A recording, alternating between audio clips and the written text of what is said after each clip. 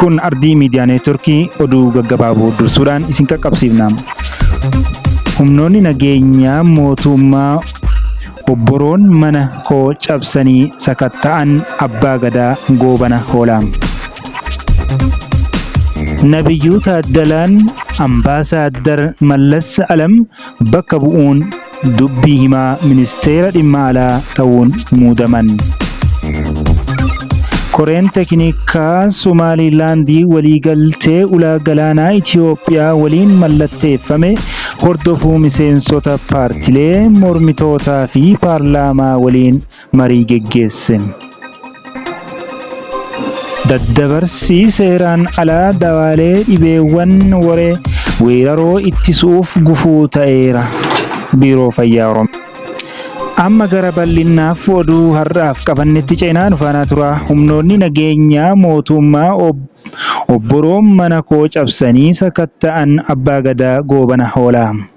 Abbaa gadaa Tuulamaa fi walitti qabaa itti aanaa gamtaa abbootii gadaa Oromiyaa goobana hoolaa humnoonni nageenyaa mootummaa har'a ganama mana jireenyaa isaanii godina Shawaa Bahaa magaalaa Maqiitti argamu cabsanii seenuun sakatta'iinsa taasisuuf kutaa ciisichaa isaaniitti dhukaasuu Addis Istaandaarditti himan.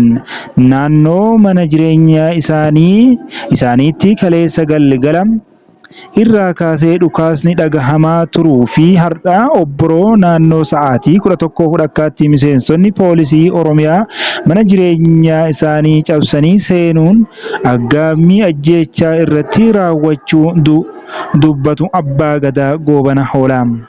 Yeroo poolisoonni mana sakatta'iinsa isaanii mana keessaa waan hin turreef barbaadanii dhabanii deebi'an deemuu kan himan abbaa gadaa goobana hoolaa taateen kun maatii isaanii rifachiisuu himan. Maatiin koo rifaatu kana irraa kan ka'e mana dhiisanii faca'anii argamu jedhan.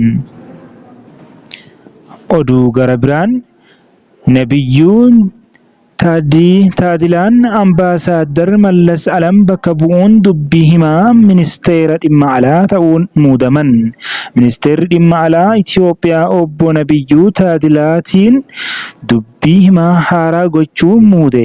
Kanaan dura dubbii himaa ministeerichaa kan turan Ambaasaadar Mallas Alam barnoota PhD barnootaaf biyya bahuu isaanii Addis Istaandaardii maddeen amanamoorraa odeeffateera. Ambaasaaddarri Mallas Waxabajjii bara 2022 dubbii himaa ta'uun gara ministeerichaatti deebi'uu isaaniin dura bara 2018 irraa kaasee Keeniyaatti Ambaasaadara Itiyoophiyaa ta'uun tajaajilaa turuun dubbii himaan haaraa har'a ibsa torbee ministeerichaa gaazexeessitootaaf kennuun eegalan kun kanaan dura gamtaa Afrikaa fi UN'tti Itiyoophiyaa bakka bu'uun muuxannoo dippiloomaasii guddaa horataniiru. Kana malees Ambaasaaddarri Embaasii Itiyoophiyaa Suudi Arabiyaa fi Afrikaa Kibbaattis itti aanaa qoonsilaa jeneraalaa ta'uun tajaajilaniiru. Oduu biraan Koreen Teeknikaa Somaalilaandii waliigaltee ulaa galaanaa Itiyoophiyaa waliin mallatteeffame hordofuu miseensota paartilee mormitootaa fi paarlaamaa waliin marii geggeesse. Koreen Teeknikaa waliigaltee ulaa galaanaa Somaalilaandii fi Itiyoophiyaa gidduu mallatteeffame akka hordofuu itti gaafatamummaan kennamee fi paartilee mormituu Waddaanii fi UCID akkasumas koree dhaabbii mana maree bakka bu'oota biyyattii waliin marii geggeessuun milkaa'ina guddaa irra gahuu marsariitiin horni dippiloomaatii gabaaseera. Korichi walgahii walduraa duubaan kaadhimamtootaa fi hooggantoota paartilee mormitootaa waliin taasiseen waliigaltee wal hubannaa Somaalilaandii fi Itiyoophiyaa gidduutti mallattaa'e ilaalchisee ejjennoo qaban ibsaniiru.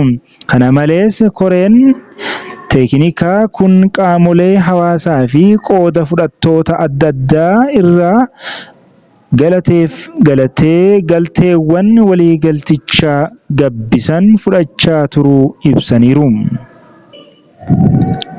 Oduu xumuraatiin daddabarsii seeraan alaa daawwalee dhibeewwan weeraroo ittisuuf gufuu ta'eera. Biiroon Fayyaa Oromiyaa akka jedhetti Oromiyaatti daddabarsii seeraan alaa daawwalee dhibeewwan bifa weeraraan naannoo Oromiyaatti mudatan ittisuuf gufuu ta'uu Biiroon Fayyaa Oromiyaa beeksise. Biirichi ittisa daddabarsa seeraan alaa daawwalee ilaalchisee qaamolee haqaa waliin qindoominaan hojjechuun haala danda'amurratti marii paanaalii magaalaa Jimmaatti gaggeesseera. Hoogganaan ittaanaa Biiroo Fayyaa Oromiyaa Dr. Tasfaayee Kibabaa'uu akka jedhanitti dhibeewwan bifa weeraraan mudatan kanneen akka busaa ittisuuf mootummaan dawaa dhiheessaa jira. Ta'us fuuncaa dhiyeessii dawaalee keessa daldaltootni seeraan alaa harka galchuun hojiilee ittisaa dhibeewwan weeraroo ittisuuf karoorri qabame akka gufatu taasisaniiru jedhan. Oromiyaatti aanaaleen 310 dhibee buusaa fi saaxilamoo ta'uun eerameera. Oduun har'aaf qabanne kanuma waan faana turtaniif galatooma.